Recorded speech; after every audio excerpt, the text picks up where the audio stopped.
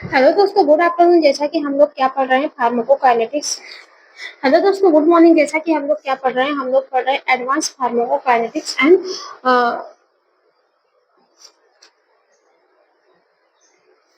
Hello दोस्तों, good morning. जैसा कि हम लोग क्या पढ़ रहे हैं, हम लोग पढ़ रहे हैं एडवांस फार्माकोकाइनेटिक्स एंड बायोफार्मास्यूटिकल्स। ठीक है, जिसमें से हमारी यूनिट 1 कंप्लीट हो गया है। आज की इस वीडियो में हम लोग बेसिकली बात करेंगे यूनिट 3 की। यूनिट 3 में एक हमारा जो टॉपिक्स है वो है फार्माकोकाइनेटिक्स। तो यूनिट 3 हम लोग जैसा कि एम फार्मा सेकेंड सेमेस्टर का पढ़ रहे हैं। एम फार्मा कौन सा है? सेकेंड सेमेस्टर का, जिसमें से एक मेरा सब्जेक्ट है एडवांस बायोफार्मास्यूटिक्स एंड फार्माकोकाइनेटिक्स। उसमें से यूनिट 3 चल रही है। यूनिट 3 में पहली वाली टॉपिक है फार्माकोकाइनेटिक। तो जानते हैं फार्माकोकाइनेटिक क्या होती है।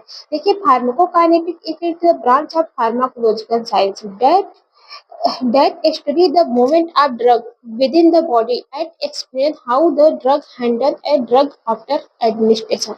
मतलब ये बोल रहा है कि जो फार्माकोकाइनेटिक है, फार्माकोकाइनेटिक एक टाइप की फार्मास्यूटिकल की ब्रांच है। फार्माकोकाइनेटिक्स क्या है? एक टाइप की फार्मास्यूटिकल ब्रांच है जो स्टडी करती है मूवमेंट ऑफ ड्रग की। मतलब जो ड्रग आप खाते हैं ओरल रूट से, पेरेंटल रूट से, ठीक है, किसी भी रूट से जो आप दवा खाते हैं, तो वो दवा आपके बॉडी में कैसे मूव करती है, उसी को पूरे की पूरी तरह से एक्सप्लेन करती है pharmacokinetic.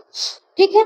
How the drug administration, मतलब इसके अलावा ये हैंडल भी करने का काम करती है कि ड्रग एडमिनिस्ट्रेशन, मतलब ड्रग एडमिनिस्ट्रेशन जो आप दवा खाते हैं उसको हैंडल करने का काम करती है। ओरल, पेरेंटल, टैबलेट किस फॉर्म में आप दवा को दे रहे हैं। फार्माकोकाइनेटिक मेनली इन्वॉल्व फार्माकोकाइनेटिक में मेनली इन्वॉल्व रहते हैं absorption, distribution, metabolism, excretion. Pharmacokinetic में मेनली क्या इन्वॉल्व रहते हैं? Absorption, distribution, metabolism, excretion. These process are collectively known as the ADME. और ये सारे प्रोसेस को, जैसे एब्जॉर्प्शन, डिस्ट्रीब्यूशन, मेटाबॉलिज्म, एक्सक्रीशन, सारे प्रोसेस को एक साथ कनेक्ट करके इसको हम लोग एडीएमए प्रोसेस के नाम से भी जानते हैं। किस नाम से जानते हैं? एडीएमए प्रोसेस के नाम से जानते हैं। फार्माकोकाइनेटिक, आई होप आपको समझ में आया होगा। फार्माकोकाइनेटिक एक टाइप की फार्मास्यूटिकल्स की ब्रांच है जिसके थ्रू हम लोग स्टडी करते हैं कि जो आप दवा खाते हैं वो दवा आपकी बॉडी में कैसे मूव कर रही है। ठीक है, उसको कैसे मूव कर रही है, दवा को एडमिनिस्ट्रेशन साइड से, जहां से आप दवा खाते हैं वहां से कैसे मूव कर रही है, उसकी प्रोसेस को हैंडल करता है, कंट्रोल करने का काम कौन करता है? फार्माकोकाइनेटिक। अब डिफिनेशन की बात करें, ठीक है, इतनी बात समझ में। तो मेनली फार्माकोकाइनेटिक्स में क्या क्या इन्वॉल्व रहता है? एब्जॉर्प्शन, डिस्ट्रीब्यूशन, मेटाबॉलिज्म और एक्सक्रीशन। और इसी सारे प्रोसेस को इंक्लूड करके एडीएमए के नाम से जाना जाता है। ठीक है, अब definition of the pharmacokinetics, pharmacokinetics का डिफिनेशन देख लेते हैं। तो क्या कह रहा है? Pharmacokinetics is the study of the time occurs of absorption, distribution, metabolism and excretion। Pharmacokinetic define ये कर रहा है, डेफिनेशन की बात करें तो फार्माकोकाइनेटिक एक टाइप की स्टडी है जो यह डिसाइड करता है, यह एक्सप्लेन करने का काम करता है एब्जॉर्प्शन, डिस्ट्रीब्यूशन, मेटाबॉलिज्म और एक्सक्रीशन। किसी भी दवा का एब्जॉर्प्शन, डिस्ट्रीब्यूशन, मेटाबॉलिज्म, एक्सक्रीशन होने में कितना टाइम ले रहा है, उसको कौन डिफाइन करता है? फार्माकोकाइनेटिक करती है। इन सिंपल वर्ड में देखें, अगर सिंपल वर्ड में देखें तो pharmacokinetic describe the body does to the drug.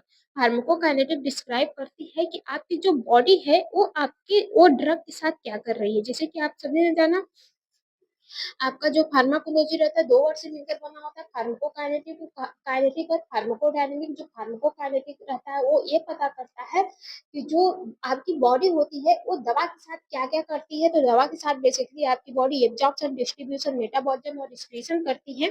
और लेकिन यहाँ पे और जो फार्माकोडायनामिक होता है, फार्माकोडायनामिक में दवा आपकी बॉडी के साथ क्या करती है। तो बेसिकली हम लोग फार्माकोकाइनेटिक पढ़े तो फार्माकोकाइनेटिक में जो हमारी बॉडी रहती है वो दवा के साथ एब्जॉर्प्शन, डिस्ट्रीब्यूशन, मेटाबॉलिज्म, एक्सक्रीशन करती है। मतलब वही यहाँ पे कर रहा है कि सिंपल वर्ड में देखा जाए तो फार्माकोकाइनेटिक फार्मास्यूटिकल या फिर फार्माकोलॉजी की एक ऐसी ब्रांच होती है जो डिटेक्ट करती है कि how the body does to the drug, आपकी बॉडी एक दवा के साथ क्या करती है। ठीक है, basic process of the pharmacology, basic process of pharmacokinetic.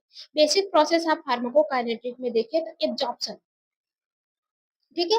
सबसे पहला क्या आ जाएगा, एब्जॉर्प्शन। एब्जॉर्प्शन क्या होता है, absorption it is a process by which the drug enter the systemic circulation from the site of administration. Absorption एक ऐसी प्रोसेस होती है, एब्जॉर्प्शन में क्या बोल रहे हैं कि एब्जॉर्प्शन एक ऐसी प्रोसेस होती है जब आप दवा को ओरली लेते हैं, मतलब जब आप दवा को माउथ से लेते हैं, ओरली लेते हैं। एडमिनिस्ट्रेशन मतलब लेना, जहां से आप दवा को ले रहे हैं, जहां से आप दवा को खा रहे हैं, वहां से दवा मूव करते करते जब आपके ब्लड में पहुंचे, यानी सिस्टमिक सर्कुलेशन में पहुंचती है, तो उसी प्रोसेस को क्या कहते हैं, एब्जॉर्प्शन कहते हैं। अब फैक्टर अफेक्टिंग एब्जॉर्प्शन, अब बहुत सारे ऐसे फैक्टर्स भी होते हैं जो एब्जॉर्प्शन को अफेक्ट करने का काम करते हैं, जैसे रूट ऑफ ड्रग एडमिनिस्ट्रेशन। जैसे अब आपने ओरल रूट से लिया तो वो जाता है, डिसइंटीग्रेशन होता है, मेटाबॉलिज्म होता है, ठीक है, फिर जाकर उसका डिसोल्यूशन होता है, तब जाके एब्जॉर्प्शन होता है। तो रूट जो होते हैं, बहुत सारे रूट होते हैं, जैसे पेरेंटल रूट की जो दवा होती है फास्ट एक्शन देती है, ओरल रूट की कम देती है, उससे कम सोल्यूशन होता है, सस्पेंशन होता है। ठीक है, तो डिपेंड करता है किस किस रूट से आप दवा को लेते हैं। Route of administration, drug solubility, drug की सॉल्युबिलिटी भी फार्माकोकाइनेटिक को अफेक्ट कर सकती है। PH of gastrointestinal tract, pH gas मतलब कि आपके गैस्ट्रोइंटेस्टाइनल ट्रैक्ट, जीआईटी ट्रैक्ट का पीएच भी फार्माकोकाइनेटिक को या फिर एब्जॉर्प्शन वाली प्रोसेस को अफेक्ट कर सकता है। ब्लड फ्लो, अगर ब्लड फ्लो स्लो रहेगा तो वहाँ पे डिजोल्यूशन नहीं होगा, डिजोल्यूशन डिसइंटीग्रेशन नहीं होगा, तो वहाँ पे एब्जॉर्प्शन की प्रोसेस भी स्लो रहेगी। ठीक है। डोजेस फॉर्म, डोजेस फॉर्म मतलब कि आप किस फॉर्म में ले रहे हैं, आप टैबलेट में ले रहे हैं, कैप्सूल में ले रहे हैं, पिंच में ले रहे हैं कि सोल्यूशन में ले रहे हैं, तो वो भी जो डोजेस फॉर्म होते हैं वो भी डायरेक्टली फार्माकोकाइनेटिक को अफेक्ट करने का काम करते हैं।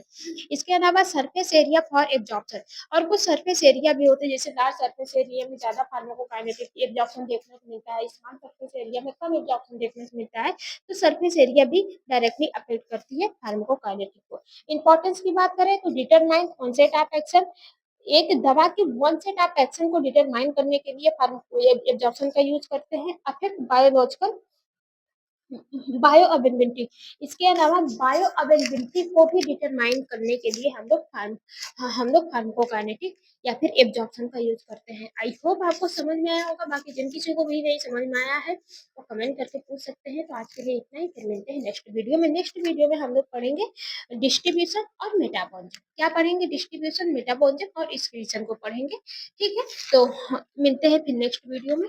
आज के लिए इतना ही।